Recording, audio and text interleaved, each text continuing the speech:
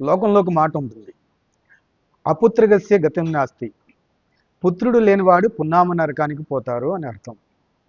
ఆ మాటకు వస్తే ఒక వ్యక్తి చనిపోతే అతడికి చనిపోయిన తర్వాత ఆ అంతిమ సంస్కారం చేసేటప్పుడు తన కడుపున పుట్టిన కుమారుడు ఎవరైతే ఉన్నారో అతడు తలకొరిమి అంటారు, అవి పెడితేనే కానీ అతనికి స్వర్గప్రాప్తం జరగదు అని చెప్పి మాట్లాడుతూ ఉంటారు. ఆ శ్లోకానికి అర్థం కూడా అట్లా చెప్తూ ఉంటారు, అపుత్రగస్య గతిం నాస్తి, పుత్రుడు లేని వాడికి పున్నామ నరకం. గతిం నాస్తి, గతం ఉండదు, గతి ఉండదు, ఇంకా గతి ఉండదు అతనికి అనే ఉద్దేశంతో మాట్లాడుతూ ఉంటారు. అయితే అసలైన అర్థం తెలిస్తే మంచిది. ఆ పుత్రుడు ఎవరు అంటే ప్రభు అయిన యేసుక్రీస్తు కుమారుడిగా వచ్చిన భూమి మీదకి వచ్చి మనుష్య కుమారుడిగా దేవుడై ఉన్నవాడు మానవ అవతారం ఎత్తి దేవుని కుమారుడిగా భూమి మీదకి వచ్చిన ఆ కుమారుణ్ణి అంగీకరించకపోతే అనేది అర్థం వస్తుంది.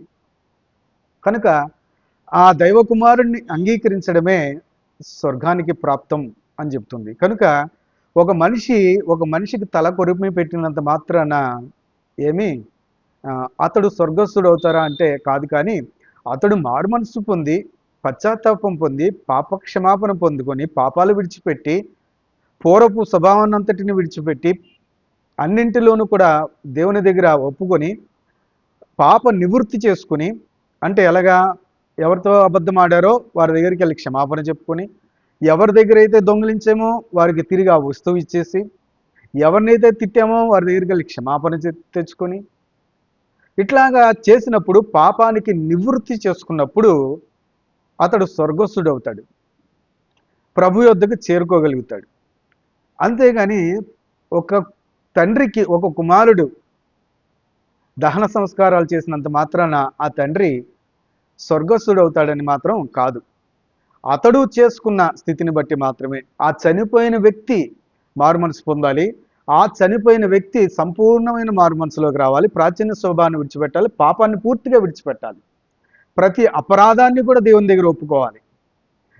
తన ఊహ తెలిసిన దగ్గర నుంచి చేసిన ప్రతి తప్పుని పాపాన్ని కూడా ప్రభు దగ్గర క్షమాపణ పొందుకొని, ప్రజల దగ్గర క్షమాపణ పొందుకొని, ఆ క్షమాపణ పొందుకున్న అనుభవంలో జీవించిన జీవితం స్వర్గానికి తీసుకెళ్తారు, అంటే రాజ్యానికి అర్హులవుతారు. అందుకే నీ అతిక్రమములు దాచిపెట్టేవాడు వర్ధిల్లడు అని చెప్పి రాస్తుంది. ఎవరు ఆ అతిక్రమాన్ని దాచిపెట్టుకుంటారో, అంటే చేసిన పాపాన్ని దాచిపెట్టుకుంటారో వాళ్ళు వర్ధిల్లరు అని చెప్పి రాస్తుంది. అందువల్ల పాపాన్ని ఒప్పుకున్నవాడు నిర్దోషి అవుతాడు దేవుని దగ్గర. పాపానికి ప్రాయశ్చిత్తం చేసుకున్నవాడు నిర్దోషి అవుతాడు. కనుక అప్పుడే స్వర్గస్థుడు అవుతాడు తప్ప ఒక కుమారుడు తలకొరిమి పెట్టినంత మాత్రాన ఎట్లా అవుతాడు అతను? కాదు కదా. తాను స్వకీయ ఆ విషయాలు ప్రభు దగ్గర ఒప్పుకోవాలి, విడిచిపెట్టాలి, పశ్చాత్తాపం పొందాలి, ప్రాయశ్చిత్తం చేసుకోవాలి.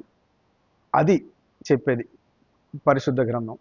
కనుక అట్లా జీవించిన మారు మనసు పొందిన వ్యక్తి చక్కగా రాజ్యానికి అర్హులవుతారు. అందువల్ల లోకంలో ఉన్న ఆ సంగతిని కాదు, కానీ మనం వరకు మారు మనసు పొందిన తర్వాత ఈ సంగతిని కనుక పరిగణలోకి తీసుకుంటే, పాపానికి పరిహారం చేసుకున్నామా, మన అతిక్రమాలకు ప్రాయశ్చిత్తం చేసుకున్నామా అని ప్రశ్నించుకుంటే కనుక ఖచ్చితంగా మనము రాజ్యము షూర్. అలాంటి అనుభవంలో మనం అందరూ ఉంటే కనుక చక్కగా నేను ప్రభు చెప్పినట్టు కూడా మనం చెప్పొచ్చు, బ్రతికితే క్రీస్తు, చావైతే లాభము అన్నారు పౌలు గారు. బ్రతికితే క్రీస్తు కోసం బ్రతుకుతాను, చావైతే లాభమే. ఎందుకంటే ఈ లోకంలో ఉండే కంటే, ఈ యొక్క భ్రష్టు పట్టిన ఈ లోకంలో ఉండే కంటే, అబద్ధాలు, కోపాలు, కుండాలు, అసూయ, మత్సరం, కలహాలు వీటందరి మధ్యన బ్రతికే కంటే ఆయనతో ఉండడం శ్రేష్టం అంటున్నారు పౌలు గారు. కనుక చావైతే మేలు అన్నారు. చావైతే మేలు అని ఎవరంటారు? ఏ మనిషి అనగలడు? పరిశుద్ధ గ్రంథంలో లేఖనాల్ని అక్షరాల పాటించిన వ్యక్తి మాత్రమే ఆ మాట అనగలరు.